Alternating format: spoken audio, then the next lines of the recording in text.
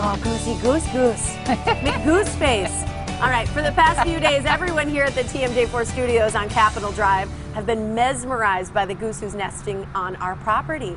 Our savvy photographer set up a GoPro. We can watch her around the clock, and so can you. Of course, we've got lots of questions, though, about our feathered friends, so we looked to the experts at the Wisconsin Humane Society. Yes, we did. Scott Diehl is the Wildlife Director over there. Thanks for joining us to tell us all about our goose friend. My pleasure. Talk a little bit about this species, because you told us some very interesting facts that this goose is not typically around this area. Right, when I was a kid, there was never Canada geese in the city in the summertime.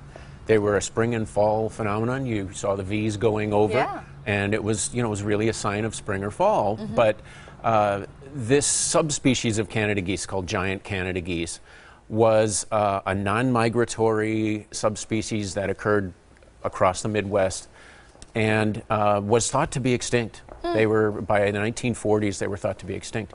Somebody located a little population of them, and they went, let's save this subspecies. So they started sending them all over the place, little goslings and things. Now they're a fixture, right? And so year-round, we've got Canada geese around. Yeah. Okay, right. Very interesting. So I've got to clear up the name because we tease that it's Goosey McGooseface, after the boat that was named. Goose, as Tiffany's calling But it's not. She actually has a name. Her name is Henrietta, and apparently she's been coming back to lay her eggs here annually for the last 5 years. Last 5 years, she's got a husband, Henry. And let's talk about this. Do geese mate for life? Are these two geese that we see potentially the same two that are mating year after year? Yes, they do mate for life. Wow. However, some people think, oh, it lost its mate and it'll pine the rest of its life away. But no, they'll remate, and often, if they lose one, they'll adapt and find a new one. What does Henry do while she's sitting on those eggs? Henry's job is guard duty. Yeah. So Henry is on the alert, and he is watching for any intruder that like predators that would come. Predators, people they might perceive, human approach. Of course, it's so basic and visceral for us to protect our offspring, and that is really his big job, is to protect mom and the eggs. So she's sitting on I think 5 eggs. Seven eggs. And does she sit there all the time? Does she go and get a food break or a potty break? Take a little. She will take a little. Does he come sit on the eggs then? No, the male does not incubate the eggs at all. Okay. So she gets off for just a very brief period of time, to go eat? like once a day. He brings her food. Gets a snack and a brief dip, and is right back at it. So she's been turning. We saw her yesterday. People can watch the live feed, by the way. That's where we're talking about a lot of this. We'll give you that information in a little bit. But I've seen her move the eggs with her beak and flip them over. Right. What is she doing there? She's that keeps the embryo from sticking to the inside of the shell. Okay. So she'll keep doing that. Right. Roll them around. Yeah, keep them, and it evens out who's getting the most heat. So if someone is kind of at the bottom of the stack there and rotating them around. Oh, how cute. And how long before they hatch? Well, it's typically like 28 days, 25 to 28 days. Do we know how long she's that she'll been on incubate. her nest, Tiff? I don't know how long.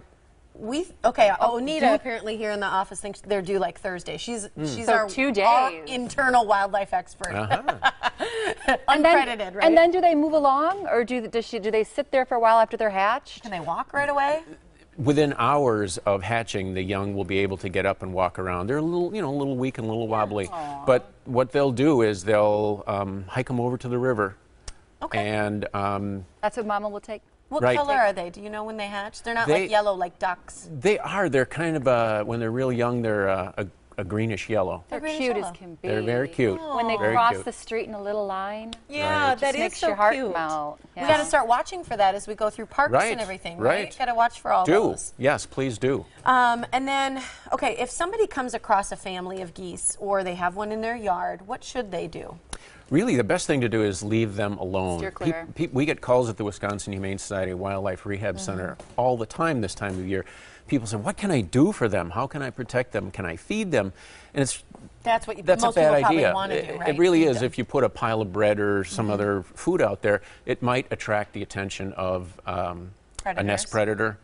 So it's really, don't try to meddle with that sort of thing. Now, we do get lots of calls about these geese are nesting in parking lots.